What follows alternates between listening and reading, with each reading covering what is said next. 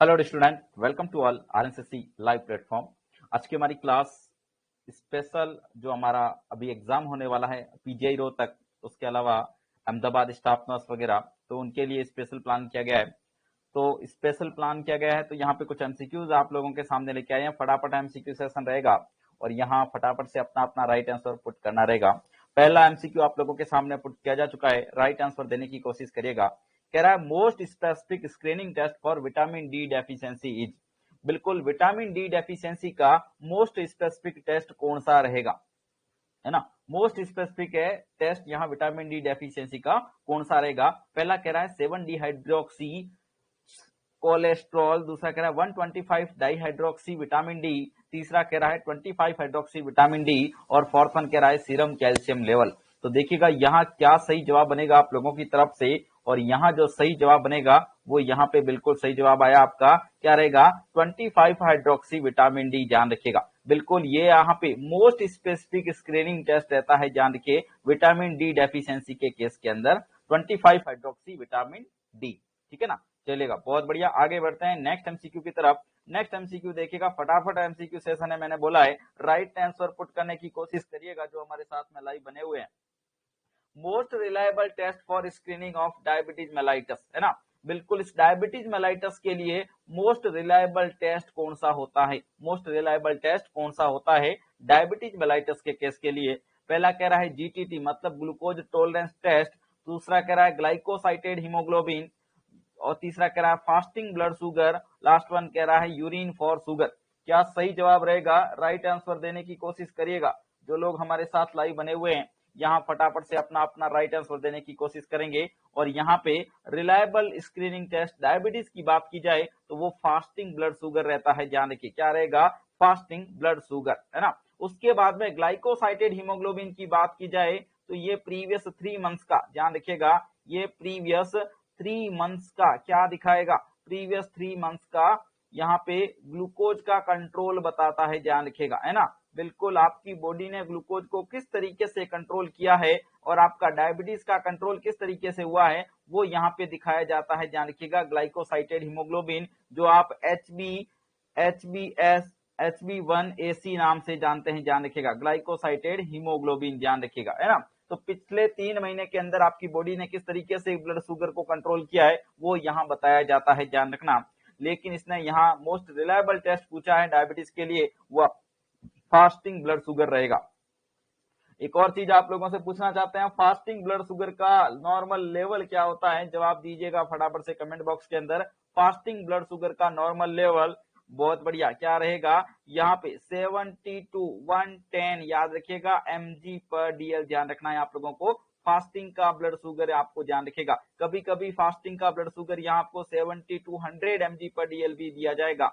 बिल्कुल, जहां पे मोस्ट एक्सेप्टेबल रेंज के अंदर यहाँ 70 to 100 को माना गया है, ध्यान रखना। लेकिन कहीं कहीं बहुत सारी बुक्स के अंदर आपको 70 to 110 भी देखने को मिलता है, ध्यान रखिएगा, है ना। तो फास्टिंग ब्लड शुगर आपको समझना है 70 से लेके 100 mg पर डीएल, ध्यान रखिएगा, ठीक है ना। आगे बढ़ते हैं नेक्स्ट एमसीक्यू की तरफ। नेक्स्ट एमसीक्यू देखिएगा, क्या कह रहा है? Lead time refers to the time between, है ना। लीड टाइम का मतलब क्या होता है ये पूछा गया है। देखिए, तो लीड टाइम पहला कह रहा है disease onset and first critical diagnosis, दूसरा कह रहा है disease onset and first possible point of detection, तीसरा कह रहा है first possible point of detection and final critical point, last one है first possible point of detection and usual time of diagnosis. क्या सही जवाब रहेगा? फटाफट से राइट आंसर पुट करने की कोशिश करेंगे आप लोग। क्या सही जवाब रहेगा? बहुत बढ़िया, बिल्कुल सही बता रहे हैं। यहाँ पे फर्स्ट पॉइंट बिल्कुल सही जवाब है, अभी देखा आपने, first possible point of detection and usual time of diagnosis, ध्यान रखिएगा, है ना। तो पॉसिबल पॉइंट जहां पे डिटेक्ट हुआ है और यूजुअल टाइम डायग्नोसिस है, इन दोनों के बीच का जो है टाइम जो रहता है उसको अपन लीड टाइम बोलते हैं, ध्यान रखिएगा। एक स्पेशल एमसीक्यू आप लोगों के एग्जाम्स के अंदर बन सकता है। चलिएगा आगे बढ़ते हैं नेक्स्ट एमसीक्यू की तरफ। नेक्स्ट एमसीक्यू देखिएगा, क्या कह रहा है? Best time to screen in breast self examination technique is. बिल्कुल, बीएससी करने का, ब्रेस्ट सेल्फ एग्जामिनेशन करने का बेस्ट टाइम क्या होता है? बेस्ट टाइम क्या होता है ब्रेस्ट सेल्फ एग्जामिनेशन का? राइट आंसर पुट करिएगा जिन जिन लोगों को पता है। यहाँ पे देखिएगा, बीएससी का बेस्ट टाइम यहाँ पे क्या होता है, बहुत बढ़िया क्वेश्चन है, मैं बताता हूँ कि अगर 5 कंपटीशन के एग्जाम्स होते हैं, उन 5 कंपटीशन के एग्जाम्स में से लगभग 3 कंपटीशन के एग्जाम्स के अंदर पूछा जाने वाला एमसीक्यू है, ध्यान रखिए। और इसका राइट आंसर क्या रहेगा, 1 वीक आफ्टर द मेंस्ट्रुएशन, ध्यान रखिएगा। क्या कहां पे होगा, 1 वीक आफ्टर द मेंस्ट्रुएशन, इसका बिल्कुल सही जवाब है, ध्यान रखिएगा। Best time of breast self examination. चलिएगा, बहुत बढ़िया, आगे बढ़ते हैं। नेक्स्ट एमसीक्यू देखिएगा, नेक्स्ट एमसीक्यू क्या कहता है। नेक्स्ट एमसीक्यू आप लोगों के सामने क्या कह रहा है, chicken pox is characterised by all except, है ना, कि चिकन पॉक्स के अंदर सारी चीजें होती है एक को छोड़ के। एक्सेप्ट का मतलब होता है उसको छोड़ना, एक को छोड़ना, है ना। तो पहला कह रहा है स्कैब्स आर इन्फेक्टिव, दूसरा कह रहा है प्लियोमॉर्फिक स्टेज, तीसरा कह रहा है रेसेज सिमेट्रिकल सेंट्रीपीटल और ड्यू ड्रॉप लाइक, और फोर्थ वन कह रहा है palm and sole not affected by rash. तो सही जवाब क्या बनेगा, चिकन पॉक्स के केस के अंदर, ध्यान रखिएगा, है ना।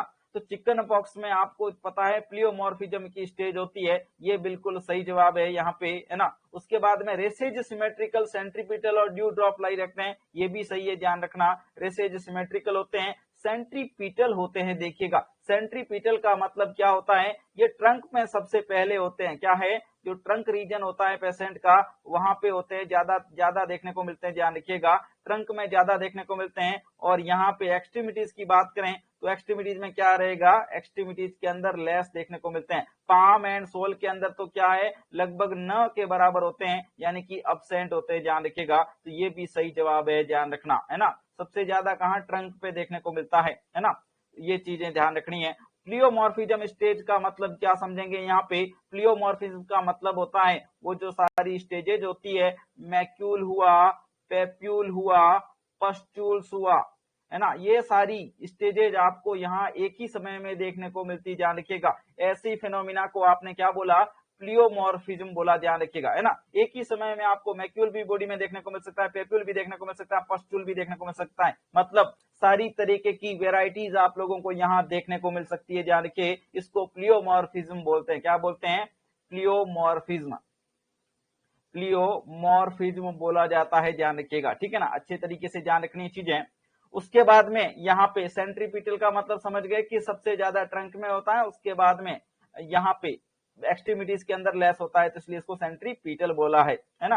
अब स्कैब्स आर इन्फेक्टिव, ये सही जवाब नहीं है, इसलिए इसको क्या है, बाहर निकालना रहेगा, ध्यान रखिए। तो राइट आंसर इसने पूछा है कि एक्सेप्ट आपको करना है, तो एक्सेप्ट किसको करोगे, ए को एक्सेप्ट करोगे, इसलिए यहाँ इस क्वेश्चन के अंदर आप लोगों का सही जवाब क्या बन जाएगा, स्कैब्स आर इन्फेक्टिव, ये सही जवाब यहाँ पे बना है, ध्यान रखिएगा, क्योंकि आपको इस एक्सेप्ट निकालना है, ठीक है ना। तो चिकन पॉक्स क्या है, प्लियोमॉर्फिज्म स्टेज लिए हुए, ध्यान रखिएगा। रेसेज सिमेट्रिकल होते हैं, सेंट्रीपिटल होते हैं, पाम एंड सोल के अंदर बहुत कम होते हैं, ध्यान रखिएगा, नॉट अफेक्टेड बाय रेस। चलिएगा, बहुत बढ़िया, आगे बढ़ते हैं नेक्स्ट एमसीक्यू की तरफ। नेक्स्ट एमसीक्यू आप लोगों के सामने देखिएगा क्या कह रहा है। यहाँ चिकन पॉक्स के बारे में थोड़ी जानकारी बताई जा रही है आप लोगों को कि चिकन पॉक्स क्या है।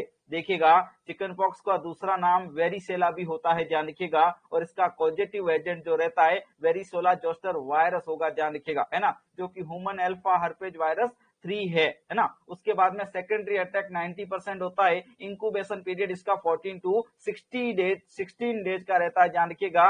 रेसेज के अंदर चिकन पॉक्स के रेसेज में ड्यू ड्रॉप लाइक रेसेज होते हैं, रोज पीटल अपीयरेंस के अंदर, और सेंट्रीपीटल होते हैं। सेंट्रीपीटल का मतलब क्या समझना है कि यहाँ देखिएगा, ये सेंट्रीपीटल अपीयरेंस होता है, सेंट्रीपीटल अपीयरेंस। और इस सेंट्रीपीटल अपीयरेंस में क्या समझे आप लोग कि यहाँ पे ट्रंक के अंदर ज्यादा होगा, बाकी ट्रंक और फेस में देखने को मिल सकता है, जबकि एक्सट्रीमिटीज के अंदर क्या है, रेसेज बहुत कम होते हैं, ध्यान रखिएगा, है ना। तो ये सेंट्रीपीटल है, ध्यान रखिएगा। सबसे पहले यहाँ ट्रंक में बहुत ज्यादा होते हैं, उसके बाद में एक्सट्रीमिटीज में बहुत कम देखने को मिलते हैं, ये चीज ध्यान रखना, सेंट्रीपीटल अपीयरेंस। और इसका जस्ट ऑपोजिट स्मॉल पॉक्स के अंदर जो देखने को मिलता है वो सेंट्रीफ्यूगल होता है। क्या होता है वो, सेंट्रीफ्यूगल, है ना। सेंट्रीफ्यूगल का मतलब होगा एक्सट्रीमिटीज के अंदर ज्यादा देखने को मिलता है। देखिएगा, ये एक्सट्रीमिटीज है, यहाँ ज्यादा देखने को मिला है, एक्सट्रीमिटीज और फेस दोनों में ज्यादा देखने को मिलता है, लेकिन ट्रंक के पार्ट में बहुत कम देखने को मिलते हैं, ध्यान रखिएगा।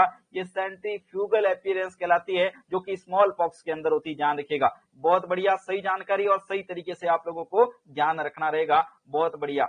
उसके बाद में most common late complication chicken pox की बात की जा रही है तो वो सींजल्स होता है, ध्यान रखिएगा, है ना। बिल्कुल कहीं कहीं पे चिकन पॉक्स का दूसरा नाम ही सींजल्स बोला जाता है, ध्यान रखिएगा, है ना। चलिएगा, उसके बाद में यहाँ पे जो चिकन पॉक्स हुआ है तो एक वायरल फीवर है, ध्यान रखिएगा, और वायरल फीवर के अंदर कभी एस्प्रिन नहीं दी जाती, ध्यान रखिएगा, है ना। एस्प्रिन को वायरल फीवर में नहीं दिया जाता, क्यों नहीं दिया जाता, क्योंकि ये रेज सिंड्रोम कर देता है, ध्यान रखिएगा। एस्प्रिन प्लस वायरस मिलके रेज सिंड्रोम कर देता है, और रेज सिंड्रोम में क्या होता है, आपका लीवर अफेक्ट हो जाता है, लीवर के जो एंजाइम्स होते हैं वो अल्टर्ड हो जाते हैं, ध्यान रखिएगा। एलएफटी गड़बड़ा जाएगा और उसकी वजह से आपका अमोनिया एंट्री करेगा ब्रेन के अंदर और हेपेटिक एंसेफेलोपैथी हो जाएगा, ध्यान रखिएगा पेशेंट को, है ना। तो रेज सिंड्रोम की वजह से पेशेंट को हेपेटिक एंसेफेलोपैथी देखने को मिलता है और उससे रिलेटेड ब्रेन से रिलेटेड सिम्टम्स भी पेशेंट को देखने को मिलते हैं, ध्यान रखिएगा। इसलिए वायरल फीवर के अंदर क्या नहीं देते, एस्प्रिन नहीं देते, ध्यान रखना, स्पेशल पॉइंट आप लोगों को याद रखने हैं। नेक्स्ट देखिएगा, स्ट्रेन जो होता है यहाँ पे लाइव एटीन्यूटेड चिकन पॉक्स वैक्सीन। अभी आपको एक और क्वेश्चन आएगा, उसका राइट आंसर पता चल गया। चिकन पॉक्स का वैक्सीन कैसा होता है, लाइव वैक्सीन होता है, ध्यान रखिएगा, और उसका स्ट्रेन कौन सा होगा, ओक का स्ट्रेन होता है। ये और स्पेशल पॉइंट आप लोगों को ध्यान रखना रहेगा। बहुत बढ़िया, आगे देखिएगा, कंजेनाइटल वेरिसेला जो होता है, जो मोस्ट थ्रेटनिंग होगा अगर ट्रांसमिट हो जाता है फर्स्ट ट्राइमेस्टर के अंदर, ध्यान रखना, है ना। तो मोस्टली कम ट्रांसमिट होता है, लेकिन हो जाएगा तो कंजेनाइटल वेरिसेला मोस्ट थ्रेटनिंग होगा, ध्यान रखना है, ठीक है ना। चलिएगा, बहुत बढ़िया, आगे बढ़ते हैं। नेक्स्ट एमसीक्यू आप लोगों के सामने, नेक्स्ट एमसीक्यू देखिएगा, बहुत बढ़िया एमसीक्यू सेशन आप लोग देख पा रहे हैं, और इस एमसीक्यू सेशन को शेयर करना नहीं भूले अपने साथियों तक, ध्यान रखिएगा। बिल्कुल चैनल पे नए आए हैं तो बिल्कुल इसको लाइक कीजिएगा, सब्सक्राइब कीजिएगा, और यहाँ लिंक को शेयर करना तो बिल्कुल नहीं भूलना है, ध्यान रखिए। नेक्स्ट क्वेश्चन देखिएगा, WHO declare global eradication of small pox on. WHO ने यहाँ पे ग्लोबल इरेडिकेशन जो स्मॉल पॉक्स का है वो कब डिक्लेयर किया था, ग्लोबल इरेडिकेशन कब डिक्लेयर किया था, फटाफट से बताइएगा। स्मॉल पॉक्स का इरेडिकेशन WHO ने कौन सी डेट को डिक्लेयर किया था, ऐसा पूछा जा रहा है। तो इसका सही जवाब क्या रहेगा, बहुत बढ़िया, कुछ लोगों के यहाँ सही जवाब आ रहे हैं। यहाँ पे क्या सही जवाब है, बहुत ही अच्छे, 8 मई 1980 क्या रहेगा सही जवाब, यहाँ पे 8 मई 1980। बहुत बढ़िया, आगे बढ़ते हैं। नेक्स्ट एमसीक्यू देखिएगा, नेक्स्ट एमसीक्यू आप लोगों के सामने, चिकन पॉक्स का वैक्सीन किस तरीके का वैक्सीन होता है। Chicken pox vaccine is live killed, conjugated या फिर टॉक्सोइड वैक्सीन। बहुत बढ़िया, जवाब दीजिएगा फटाफट से, क्या सही जवाब रहने वाला है। और यहाँ जो सही जवाब है क्या है, लाइव वैक्सीन होता है, ध्यान रखिएगा। चिकन पॉक्स का वैक्सीन कैसा, लाइव वैक्सीन। बहुत बढ़िया, आगे देखिएगा। नेक्स्ट क्वेश्चन आप लोगों के सामने, which of the following is the least common complication of measles, है ना। मीजल्स का लीस्ट कॉमन कॉम्प्लिकेशन कौन सा होता है। लीस्ट का मतलब क्या समझते हैं कि सबसे कम, ध्यान रखिएगा। लिस्ट का मतलब क्या समझोगे, सबसे कम। बहुत ज्यादा कंफ्यूजिंग वर्ड आता है एग्जाम्स में और ये गलतियां करवा देता है, ध्यान रखिएगा। बहुत सारे स्टूडेंट इसको क्या है सबसे ज्यादा समझ लेते हैं, लेकिन इसका मतलब क्या है, लिस्ट का मतलब सबसे कम होता है, ध्यान रखिएगा, है ना।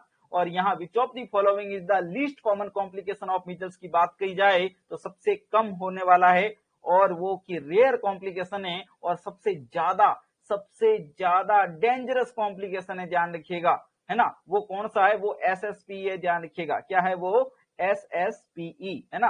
अब ये क्या है, पानएन्सेफेलाइटिस कैसा है देखिएगा, सब स्क्लेरोटिक। यहाँ पानएन्सेफेलाइटिस के बारे में देखते हैं, SSPE के बारे में देखते हैं। सब एक्यूट स्क्लेरोजिंग पानएन्सेफेलाइटिस नाम है इसका, ध्यान रखिए। क्या होता है, सब एक्यूट स्क्लेरोजिंग पानएन्सेफेलाइटिस, है ना।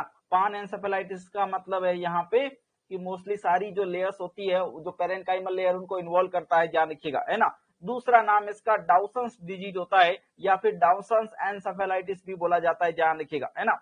तो यहाँ पे लीस्ट कॉमन की बात की जाए तो यहाँ पे लीस्ट है तो सबसे कम होने वाला है, ध्यान रखिएगा। लेकिन होगा तो, अगर आपको पूछा जाए कि सबसे डेंजरस कॉम्प्लिकेशन, है ना, इस लीस्ट कॉम्प्लिकेशन को आप क्या कह सकते हैं, सबसे डेंजरस कॉम्प्लिकेशन कह सकते हैं मीजल्स का, ध्यान रखिएगा, है ना। मीजल्स का सबसे डेंजरस कॉम्प्लिकेशन है ये, है ना। तो सबसे डेंजरस कॉम्प्लिकेशन यहाँ पे देखिएगा, सीरियस कॉम्प्लिकेशन के अंदर आता है आपका सब एक्यूट स्क्लेरोसिंग पानएन्सेफेलाइटिस, जो कि रेयर होता है लेकिन क्या है, डेंजरस कॉम्प्लिकेशन है, ध्यान रखिएगा। रेयर है लेकिन कैसा है, डेंजरस कॉम्प्लिकेशन होगा। चलिएगा, बढ़िया तरीके से ध्यान रखिएगा। उसके बाद में देखिएगा उसके बाद में कॉमन कॉम्प्लिकेशन मीजल्स के डायरिया रहता है, न्यूमोनिया रहता है, रेस्पिरेटरी कॉम्प्लिकेशंस रहते हैं और ऊटाइटिस मीडिया के बारे में जानकारी रखिएगा। ऊटाइटिस मीडिया एक मोस्ट कॉमन कॉम्प्लिकेशन होता है मीजल्स का, ध्यान रखिएगा। बच्चों के अंदर, चिल्ड्रंस के अंदर आप लोगों से पूछा जाए कि मोस्ट कॉमन कॉम्प्लिकेशन कौन सा होता है मीजल्स का, याद रखिएगा ऊटाइटिस मीडिया होगा, ध्यान रखना, है ना, बिल्कुल ध्यान रखिए। और सबसे डेंजरस कौन सा होता है, तो एसएसपी याद रखना है, सब एक्यूट स्क्लेरोसिंग पानएन्सेफेलाइटिस। रेयर होता है, लीस्ट होता है, लेकिन डेंजरस कॉम्प्लिकेशन है, ध्यान रखना। उसके साथ में फेब्राइल कन्वर्जन और एन्सेफेलाइटिस यहाँ पे और सीरियस कॉम्प्लिकेशन के तौर पे आप देख सकते हो, ठीक है ना। चलिएगा आगे बढ़ते हैं। किस डाउसन सिंड्रोम, डाउसन डिजीज आपने बोला है, सब एक्यूट सब स्क्लेरोसिंग पानएन्सेफेलाइटिस को। उसके बाद में rare complication of measles developing 7 to 10 years after measles infection, देखिएगा 7 to 10 years after measle infection, है ना। फैटिलिटी 10 to 20% का। और यहाँ पे प्रोग्रेसिव मेंटल डिटेरियोरेशन होगा, लीडिंग टू पैरालिसिस भी कर सकता है, ध्यान रखिएगा। फ्रीक्वेंसी मोस्टली 7 केसेज देखने को मिलते हैं पर million cases of natural measles में से सिर्फ 7 केसेज ही देखने को मिलते हैं, इसलिए इसको क्या बोला है आपने, इसलिए इसको बहुत ही रेयर बोला है, ध्यान रखिए, है ना। चलिए बहुत बढ़िया, आगे बढ़ते हैं नेक्स्ट एमसीक्यू की तरफ। नेक्स्ट एमसीक्यू आप लोगों को क्या कह रहा है, नेक्स्ट कह रहा है true about measles is all except, कि मीजल्स के बारे में सारी की सारी सही जानकारी है एक्सेप्ट मतलब एक को छोड़ के। पहला कह रहा है Koplik spots appear as rash appear, दूसरा कह रहा है it is prevented by both active and passive immunization. Next कह रहा है otitis media and meningitis are the most common complication. Next कह रहा है TB is aggravated in post measles. तो क्या सही जवाब रहेगा, लगभग 3 यहाँ पे सही जवाब है, एक नहीं है, बताइएगा कौन सा सही जवाब है कौन सा नहीं है।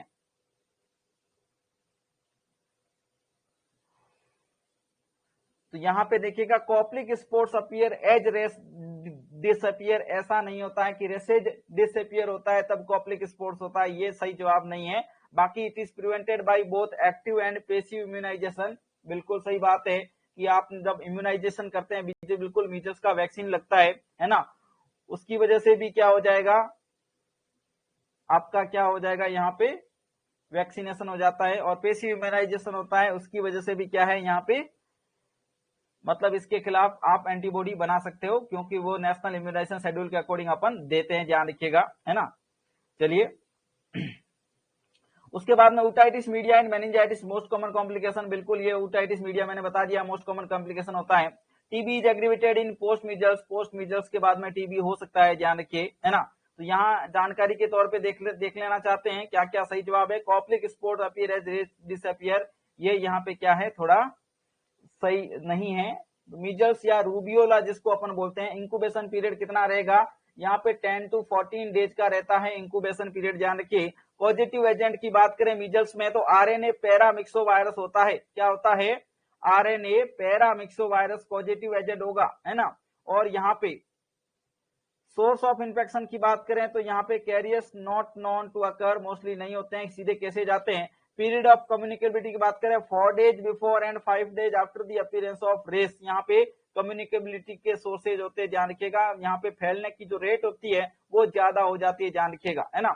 चलो उसके बाद में measles has no second attack, क्योंकि ये लाइफ लॉन्ग इम्यूनिटी प्रोवाइड करता है, ध्यान रखिएगा। इसलिए कैसी इम्यूनिटी देता है, ये आपकी एक्टिव इम्यूनिटी देता है, ध्यान रखिएगा, है ना। एक्टिव नेचुरल इम्यूनिटी प्रोवाइड करता है। जब क्वेश्चन पूछा जाए एग्जाम्स के अंदर, याद रखिएगा इसके बारे में जानकारी कि मीजल्स कैसी इम्यूनिटी, एक्टिव नेचुरल इम्यूनिटी, जो डिजीज की वजह से एंटीबॉडी बनता है वो वाला, है ना, ध्यान रखिएगा। उसके बाद में सेकेंडरी अटैक रेट होता है मीजल्स का 80%। मीजल्स हो एक cyclical trend, increase every 2 to 3 years। Blood cell type predominantly infected in measles, that is monocytes. उसके बाद में पैथोग्नोमोनिक फीचर्स जो होता है मीजल्स का वो कॉप्लिक स्पोर्स होता है, ध्यान रखिएगा। और ये कहाँ बनता है, आजकल ये भी क्वेश्चन पूछा जाने लगा है, याद रखिएगा। ये आपका ऑन बक्कल म्यूकोसा पे बनेगा, opposite to the upper second molar, जो अपर सेकंड मोलर टीथ होता है उसके ऑपोजिट बनते हैं कॉप्लिक स्पोर्स, ध्यान रखिएगा। उसके बाद में यहाँ पे और क्या, वर्दिन्स फिंकडेली सेल यानी कि मल्टी न्यूक्लिएटेड जियांट सेल देखने को मिलती है। एक और पैथोग्नोमोनिक माइक्रोस्कोपिक फीचर होता है मीजल्स का। उसके बाद में most complication of measles in young children में ऊटाइटिस मीडिया होता है। रेयर कॉम्प्लिकेशन या डेंजरस कॉम्प्लिकेशन के अंदर आपने देखा है SSP होता है, ध्यान रखिएगा, है ना। सब एक्यूट सब स्क्लेरोटिक पानएन्सेफेलाइटिस रेयर कॉम्प्लिकेशन और मोस्ट डेंजरस कॉम्प्लिकेशन होता है, ये बात आपको ध्यान रखनी रहेगी। बहुत बढ़िया, आगे बढ़ते हैं नेक्स्ट एमसीक्यू की तरफ। नेक्स्ट एमसीक्यू देखिएगा क्या पूछा है इसने, Koplik spots are seen in, कि कॉप्लिक स्पोर्ट कहां देखने को मिलते हैं। तो देखिएगा पहला कह रहा है प्रोड्रोमल स्टेज, दूसरा कह रहा है इंक्यूबेशन में, तीसरा कह रहा है इरप्टिव के अंदर, fourth one is the convergent stage. तो क्या सही जवाब रहेगा, कॉप्लिक स्पोर्ट्स कहां देखने को मिलते हैं, कौन सी स्टेज में देखने को मिलते हैं मीजल्स के, ऐसा क्वेश्चन आप लोगों के सामने पूछा गया है। याद रखिएगा सही जवाब क्या रहेगा, प्रोड्रोमल स्टेज। याद रखना, क्या याद रखोगे, बिल्कुल प्रोड्रोमल स्टेज के अंदर आपको क्या मिलेगा, कॉप्लिक स्पोर्ट्स देखने को मिलते हैं, ध्यान रखिएगा, ठीक है ना। चलिए बहुत बढ़िया, तो यहाँ पे बिल्कुल आज का एमसीक्यू सेशन हम यहीं तक रखते हैं, मिलते हैं नेक्स्ट एमसीक्यू सेशन के अंदर। चलिएगा, थैंक यू।